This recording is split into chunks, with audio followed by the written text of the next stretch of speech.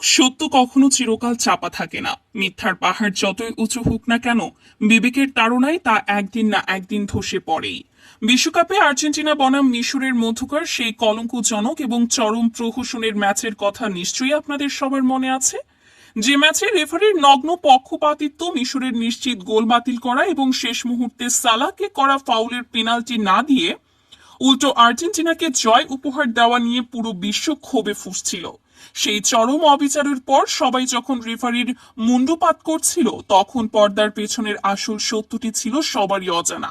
হ্যাঁ দর্শক, যে রেফারিকে পুরো দুনিয়া খলনায়ক হিসেবে চিনেছিল, তিনি আর নিজের বিবেকের কাজ করায় নিজেকে ধরে রাখতে পারলেন না।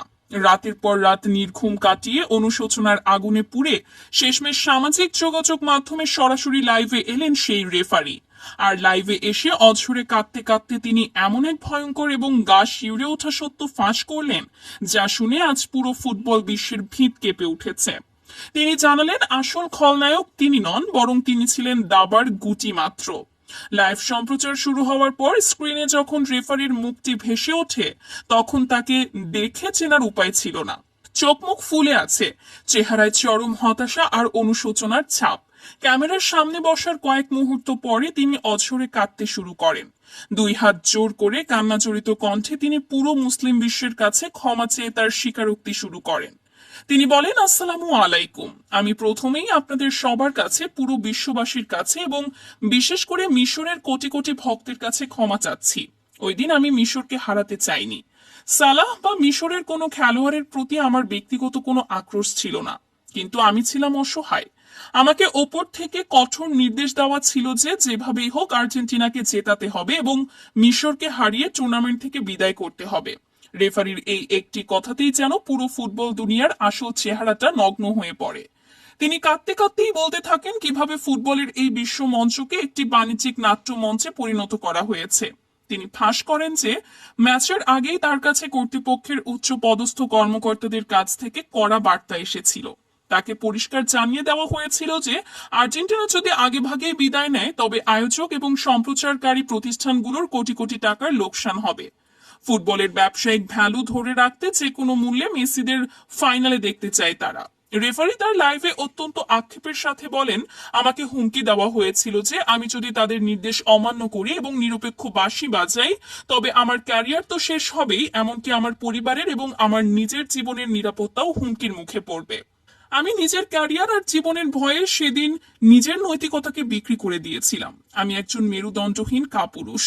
এরপর তিনি ম্যাচের ভেতরের সেই নির্দিষ্ট মুহূর্তগুলোর কথা স্মরণ করেন যা তাকে আজ কুড়ে কুড়ে খাচ্ছে। তিনি বলেন, দ্বিতীয়ার্ধে মিশর যখন দুর্দান্ত আক্রমণ থেকে গোলটি করল, আমার কানের এয়ারপিসে সাথে সাথে উপর মহল থেকে নির্দেশ আসে যে কোনো অজুহাতে গোলটি বাতিল করার জন্য। এটি ছিল তাদের সাজানো এক অনুমান ভিত্তিক কৌশলগত সমীকরণ। আমি বাধ্য হয়ে ভিডিও প্রযুক্তির সাহায্য নেওয়ার ভান করি এবং 1 মিনিট আগের একটি অতি সাধারণ বল হারানোর ঘটনাকে ফাউল বানিয়ে গোলটি বাতিল করি। আমার তখন নিজের ওপরই ঘেন্না হচ্ছিল। আর ম্যাচের একদম শেষ মুহূর্তে সালাকে যখন পা দিয়ে ফেলে দেওয়া হলো, আমার হাত স্বয়ংক্রিয়ভাবে পকেটে পেনাল্টির বাঁশি বাজানোর জন্য চলে গিয়েছিল। সেটি দিনের আলোর মতো স্পষ্ট পেনাল্টি ছিল, কিন্তু কন্ট্রোল রুম থেকে আমাকে চিৎকার করে বলা হয় বাঁশি না বাজাতে।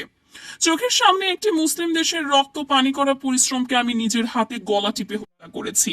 অশ্রুসিক্ত নয়নে রেফারি আরো বলেন, যখন মিশরের সহকারী কোচ ক্ষোভে ফেটে পড়ে আমার দিকে তেড়ে এসেছিলেন, তিনি কোনো ভুল করেননি। তিনি তার মাতৃভূমির প্রতি অবিচারের প্রতিবাদ করেছিলেন, আর আমি ওপর মহলের নির্দেশে তাকে লাল কার্ড দেখিয়ে মাঠ থেকে বের করে দিই। কিন্তু সবচেয়ে বেশি যে দৃশ্যটি আমাকে রাতে ঘুমাতে দেয় না, তা হলো মোহাম্মদ সালার সেই হাসি। আমার এত বড় অবিচারের পর সালাহ যখন অসহায়ভাবে হাসছিলেন, তখন আমি বুঝতে পেরেছিলাম যে তিনি বুঝে গেছেন এই লড়াইটা প্রতিপক্ষের সাথে নয়, বরং এই দুর্নীতিগ্রস্ত পুরো সিস্টেমের সাথে। সালার সেই হাসি আমার বুকে তীরের মতো বিদ্ধ হয়েছে। আজ লিওনেল মেসিও যখন লাইভে এসে সত্যটা স্বীকার করে নিয়েছেন, তখন আমি আর চুপ থাকতে পারলাম না। যে মেসি নিজে বিজয়ী দলের অধিনায়ক হয়েও সত্য বলতে দ্বিধা করেননি, সেখানে আমি এই মিথ্যা জয় দিয়ে কি করব? আমার বিবেকের দংশন আমাকে কুড়ে কুড়ে খাচ্ছে। লাইভের একদম শেষ পর্যায়ে এসে রেফারি তার পদত্যাগের ঘোষণা দেন। তিনি বলেন, আমি জানি আমার এই কান্নায় বা ক্ষমা প্রার্থনায় মিশরের সেই জয় আর ফিরে আসবে না। কোটি কোটি মানুষের ভেঙে যাওয়া স্বপ্ন আর জোড়া লাগবে না, কিন্তু আমি আর এই মিথ্যার বোঝা বইতে পারছি না। আমি আজ থেকেই ফুটবলের সমস্ত কার্যক্রম থেকে নিজেকে আজীবনের জন্য সরিয়ে নিচ্ছি। আমার আর এই কলঙ্কিত পেশার কোনো প্রয়োজন নেই। আল্লাহ যেন আমাকে ক্ষমা করেন, আর মিশরের সাধারণ মানুষ যেন এই হতভাগা এবং কাপুরুষ রেফারিকে মাফ করে দেন। ফুটবলের এই নোংরা মাফিয়াদের বিচার একদিন হবেই। রেফারির এই বুক ফাটা স্বীকারোক্তির পর পুরো বিশ্ব জুড়ে যেন এক প্রতিবাদের তীব্র ঝড় উঠেছে। সামাজিক যোগাযোগ মাধ্যম থেকে শুরু করে রাজপথ, সব জায়গায় আজ একটাই দাবি, ফুটবলকে দুর্নীতিমুক্ত করতে হবে। সাধারণ দর্শক থেকে শুরু করে সাবেক কিংবদন্তি খেলোয়াড়রাও আজ রেফারির এই সাহসিকতার প্রশংসা করছেন।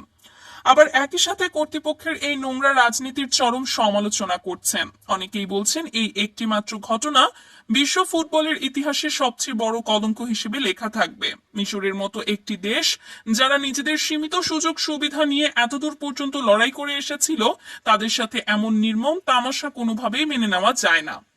ফিলিস্তিন থেকে শুরু করে মরক্কো, সৌদি আরব থেকে শুরু করে বাংলাদেশ, পুরো মুসলিম বিশ্বের কোটি কোটি ফুটবল প্রেমী আজ মিশরের পাশে এসে দাঁড়িয়েছেন। তারা এক বাক্যে বলছেন, সালাহরা হয়তো শিরোপা জিততে পারেনি, কিন্তু তারা বিশ্ববাসীর হৃদয় ঠিকই জয় করে নিয়েছে। এই কান্না, এই কষ্ট একদিন ঠিকই শক্তিতে পরিণত হবে। অন্যদিকে যারা অর্থের লোভে ফুটবলের মতো একটি আবেগের খেলাকে ব্যবসার হাতিয়ার বানিয়েছে, তাদের মুখোশ আজ পুরো পৃথিবীর সামনে উন্মোচিত হয়ে গেছে। রেফারির এই কান্নার দৃশ্যটি এখন পর্যন্ত কোটি কোটি মানুষ দেখেছেন, এবং সবার মনে একটাই প্রশ্ন, আর কতকাল এভাবে ক্ষমতার কাছে সত্যকে মাথা নত করতে হবে?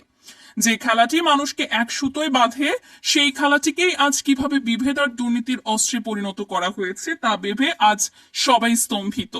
হয়তো এই একটি প্রতিবাদী আগামী দিনে ফুটবলকে নতুন করে ঢেলে সাজাতে বাধ্য করবে। হয়তো সালাহদের এই আত্মত্যাগ আগামী প্রজন্মের জন্য এক নতুন, পরিচ্ছন্ন এবং দুর্নীতিমুক্ত ফুটবলের পথ তৈরি করে দিয়ে যাবে, যেখানে কোনো রেফারিকে আর ওপর মহলের চাপে নিজের বিবেক বিক্রি করতে হবে না, যেখানে মাঠের লড়াইয়ে যোগ্য দলটাই শেষ হাসি হাসবে। দর্শক, আপনারা এই পুরো ঘটনাটিকে কিভাবে দেখছেন? রেফারির এই লাইভে এসে কান্নাজড়িত ক্ষমা প্রার্থনা কি তার অপরাধের প্রায়শ্চিত্ত হতে পারে? আপনাদের অত্যন্ত সুচিন্তিত, তীক্ষ্ণ এবং গঠনমূলক মতামত অবশ্যই মন্তব্যের ঘরে লিখে জানাবেন। আমাদের এই আয়োজনটি পছন্দ হলে একটি লাইক দিন, এবং আন্তর্জাতিক ক্রীড়াঙ্গনের এমন সব চাঞ্চল্যকর এবং এক্সক্লুসিভ খবর সবার আগে পেতে চ্যানেলটিতে যুক্ত হয়ে পাশে থাকা ঘন্টা বাটনটি বাজিয়ে রাখুন। সত্যের পক্ষে থাকুন, ন্যায়ের পক্ষে থাকুন। ধন্যবাদ সবাইকে।